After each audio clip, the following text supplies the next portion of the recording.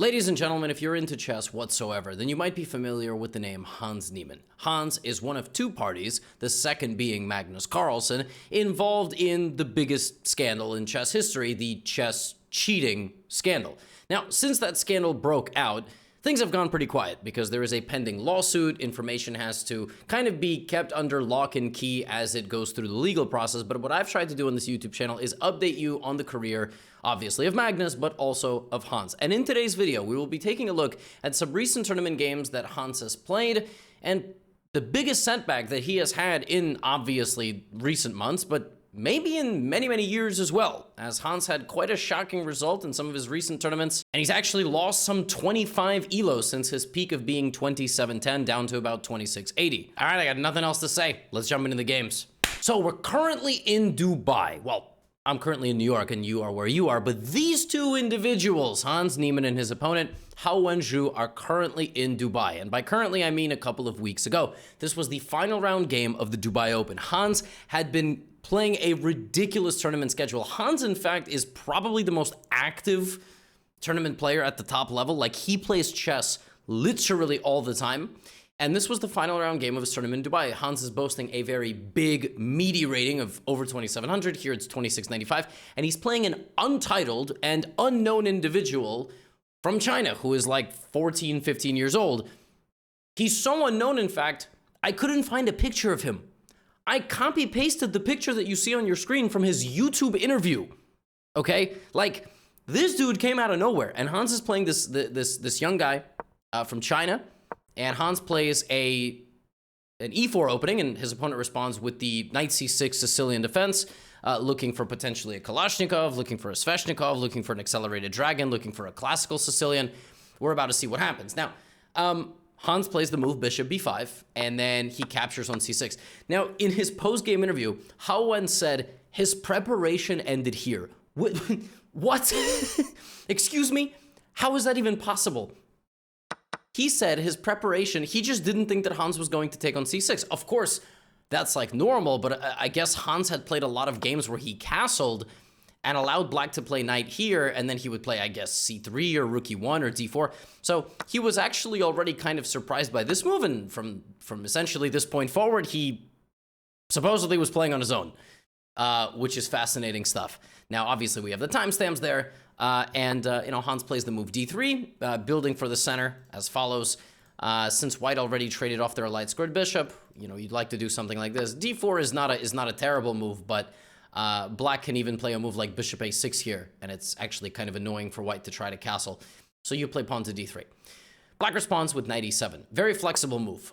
Black does not rush with committing a pawn to the center of the board. Black does not rush with playing the move d6 to try to play e5. All of those things are possible, but instead black plays knight e7, leaving it completely flexible where that pawn is going to go.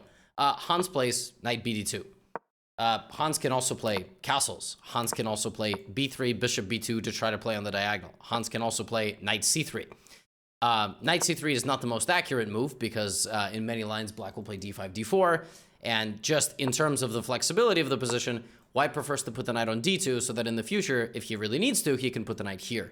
And then he can target the pawn on c5. Okay? So that's what Hans plays. His opponent plays d6. And it seems quite clear that his opponent would like to play the move e5. Okay, you do not have to be a rocket scientist. Black goes here with the very clear intention of playing the move e5. If Hans were to have castled in this position, black would play e5 and have a very strong clasp on the center. White might then play knight c4, pressuring these pawns, or white would play a3, looking for pawn to b4, just trying to break apart this formation to make it not so simple for black to develop. Otherwise, black will develop every piece very easily, play f6, knight g6, bishop e7, castle, and then just keep marching forward. So to prevent his opponent from having an easy life, Hans plays e5. Black's next move is essentially forced unless he wants to suffer with a very bad position. If you take on e5, you have doubled isolated c-pawns for the whole game. That's just not very pleasant. It's not losing, or even worse according to the computer. It's just unpleasant. The same thing if you play a move like knight g6. After something like pawn takes, bishop takes, you just have doubled isolated c-pawns for the rest of the game. Like, it's just very unpleasant. I mean, I will go here, and then I will put a bishop to target your pawns, and there's just absolutely no reason to do this. So, Hao Wen plays d5. Right? Nice and solid. Life is good. Now, anticipating the development of his opponent's knight to this side of the board, Hans in this position plays the move h4. Another very common move, as you can see from White's time usage, it's clearly something that he has looked at, and the idea is to play knight g6 and then h5. Something like this. Knight g6 and h5. And then black would be forced back, because if black tries to come forward, g3, if black comes forward, that's nice. So the knight traverses the entire board and perishes in the grasp of his opponent. Let's not do that. So Howland plays h5. He also spends 7 minutes on this move. Clearly he was a little bit disturbed by committing his pawn so far. You know, maybe he wanted to go queen c7 or do something on the other side of the board, but he does in fact play h5. He seizes control of the g4 square, but he does give away the square on g5. Now Hans plays b3. Again, light squared strategy, a lot of things on light squares, ideas like bishop a3, pawn to c4, knight f5. Hans develops, and now his opponent here plays a move that I quite like, which is the move a5. Just trying to go for a4. Hans plays a4. Hans hasn't spent any time. He spent no time at all. Clearly, this is something that he has looked at. He knows what he's doing. And his opponent can play rook b8, bishop e7, continue on. But his opponent here spends a bit of time and plays c4. That's a fascinating move. It's just the loss of a pawn. Howland here just plays this move. It's not voted as the best move by the computer. But he gets Hans out of his prep. To the untrained eye, it's just takes, knight c4. It's just a free pawn. There's no benefit to the position whatsoever. White is a pawn up, white is going to continue. But the idea of c4 by his opponent was to open up two doors. It was to open up this door, and it was to open up this door. And Hans has a difficult decision, because if Hans ignores him, he's just going to knock on the door anyway. So Hans can take with the d pawn. He chooses not to. He takes with the b pawn instead after thinking for some 5 minutes. And now Howland just plays rook b8. Rook b8. Spends a little time, rook b8. So for the cost of one pawn, he is now taking Hans out of his preparation, and he is targeting his bishop on b2. Hans goes to trade the bishop. Makes sense? Now black plays c5. Doesn't want to trade the bishop. He wants to control the file. Hans takes on d5. Black responds, e takes d5 to open up some squares for his bishop.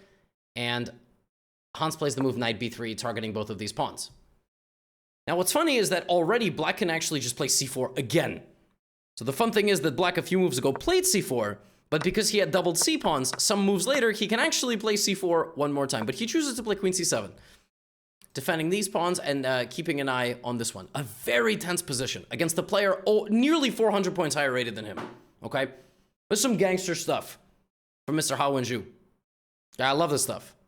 Castles, bishop e7, and now before his opponent is able to get comfortable, Hans plays d4, which is a nice idea. He's just basically trying to establish a very strong bind on the position. Computer would have preferred here if Hans had played queen d2, targeting the pawn on a5, potentially forcing something like this and then playing queen c3. But he plays d4. The idea is that if everything opens up, white is going to be much better, because this big trade only benefits white. You play queen d4, you play rook e1, and white is just in a very comfortable position. So Hans plays d4. Howland plays c4. So now the bishops re-stare at each other. And visually, to me, it makes sense to go take, knight c5 here. But you are losing a pawn if you're playing with white. That pawn is just hanging. It's kind of low-key. Like, if this was the position, there wouldn't be a hanging pawn. White would just be doing very, very well, because white has a knight versus bishop, a lot of dark square control, also just a clean pawn up, a very strong center. But you would lose the pawn. So instead, Hans just plays knight c5. And here, Howland just plays a ridiculous idea. I mean, this is just, he plays rook to b6. The idea of this is to go here. Hello, hi, I'm attacking you on the king side. What the? How is that even possible? The thing about Hans is he plays these extremely tense positions. Plays these positions where the margin of error is low, high, low. Is the margin of error low, or is it very tense? One mistake could lose the game on the spot. So is the margin of error high, low? I don't know. I just make chess YouTube videos. Look at this. This is absurd. This man just traversed the board with his rook and is like indicating to Hans that he wants to fight. E6. Reopening the file. This is crazy. E6, Hans is like, I'm gonna get a piece into E5. This is an extremely complicated game. His opponent plays F6. Covering these squares. Yes, you are blocking your bishop. Yes, your rook has nowhere to go back. And yes, white now has a passed pawn. That pawn is now 2 squares away from queening, but the position is mighty tense. Hans thinks for a little bit, plays bishop to C1. The idea is to reroute the bishop to the other side of the board, obviously. And in the future, you might be able to play rook A3 and do your own rook lift. And you can move your knight in some ways, in some moments, right? Just saying. A lot of things are enabled. Rook G4, Hao-Wen gets closer, targets this, and Hans just plays C3. Center is solid. Now, black is not going to rush like this. This trade is very bad. It reactivates the dark squared bishop. So instead of that, black just castles. How is dude's rook just on G4? Like, how is this even happening? And the thing is, again, like, if white just tries to do this, it's knight G3, it's queen G3, it's mate. I mean, the game is hanging on a knife's edge in many of these variations. So it's really close. Bishop E3 is chosen by Hans. And now we have bishop C5, D5. Remember a moment ago I told you that the bishop would come this way? Right? I told you don't take the knight on C5 because the bishop is going to act. But when the bishop goes this way, the bishop's not activating there anymore. And here comes Hao-Wen D4. Do you know what the idea of D4 is, my friends? It's not the fact that you are winning an exchange. The knight and the rook both see that, but the pawn, the bishop, and the knight, and the queen all see D4. How is Hao-Wen playing on a square? How is he playing on a square that white controls 4 times? Because once again, Hao-Wen likes to open doors. He is opening the door for his bishop. Just like several moves ago when he played C4, he opened up a door for his rook. He opened up a door for his bishop. Some 10 moves later, Hao-Wen plays D4. Bishop takes. Hans Niemann is up 2 pawns, but Hans Niemann is losing. Hans plays rook B1, and now is the cash out process. Hao-Wen has broken into the vault of the casino, and now he is going to get the bills.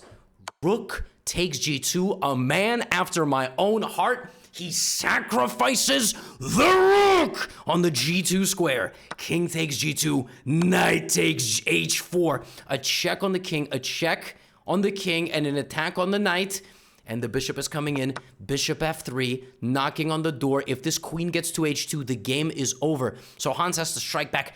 Bishop E5, a clutch defensive move, inviting an exchange of queens. Black plays queen to C6. He doesn't want to trade. You know what black wants? He wants the queen, and after that, he wants mate.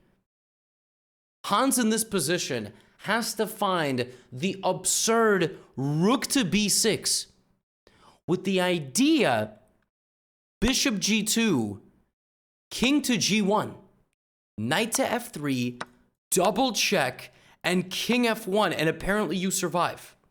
It ain't easy, though. It is absolutely not easy, and you still look like you're on the verge of mate constantly, and your bishop is still hanging.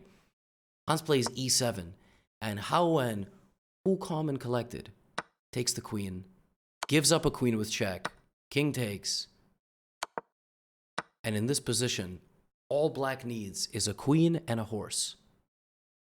Queen H1 check. Queen F3, and he just puts his king on the edge of the board. And now he's just winning. He can take this, the queen and the knight will join together. The only way you can successfully defeat a queen is if you have really good king safety and really good piece coordination. And no weaknesses. And right now, white does not have any king safety, and white has very big weaknesses and very limited piece coordination.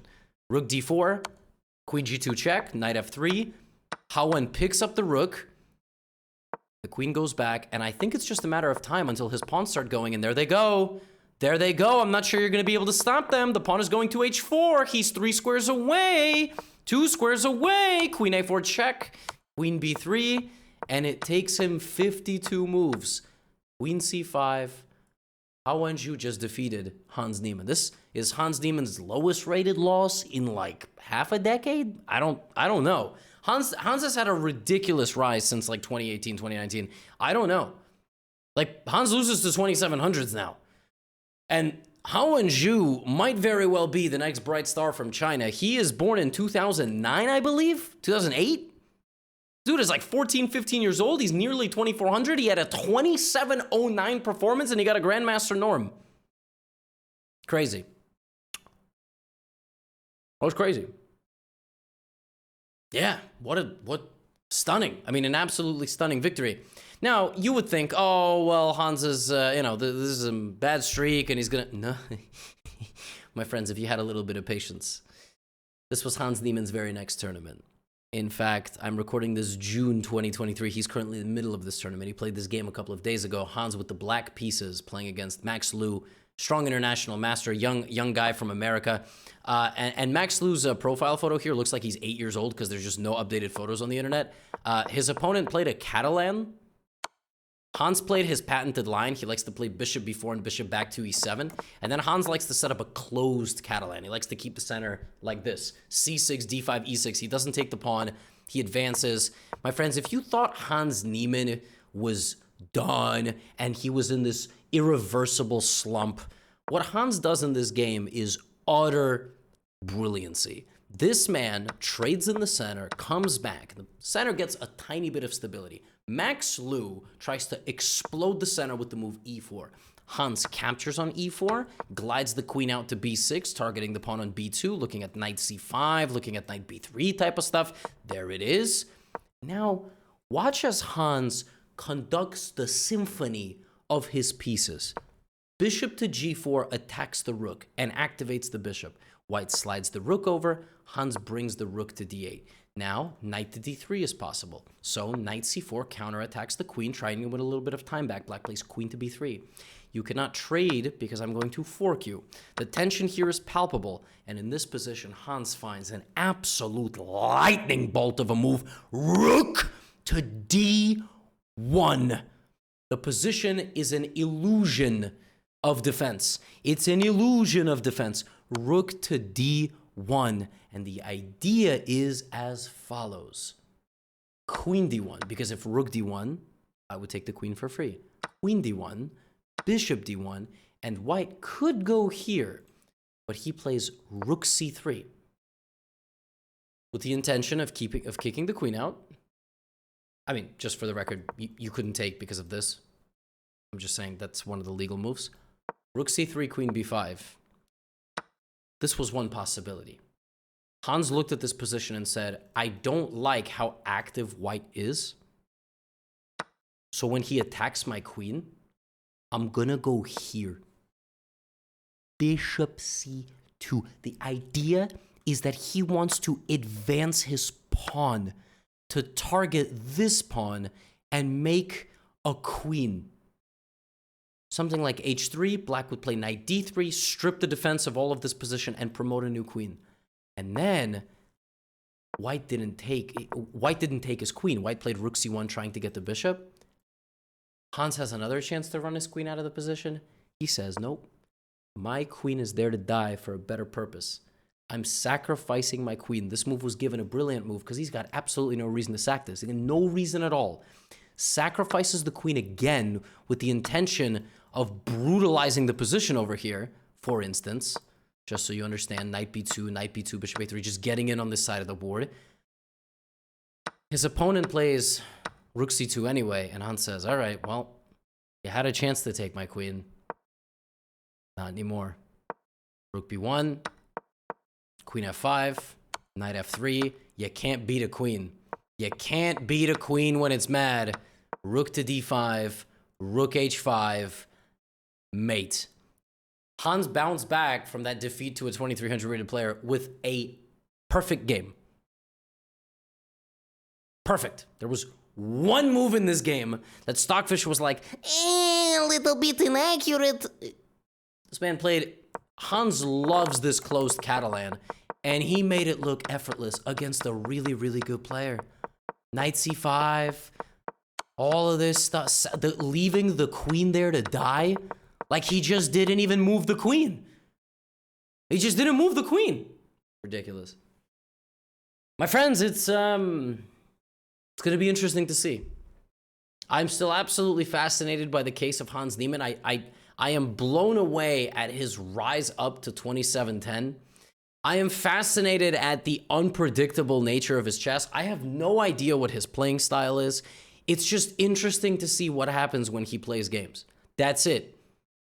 There was some report that came out that he was like being driven around in a limo and smoking cigars on a balcony. This dude, for better or for worse, is the most interesting character in chess.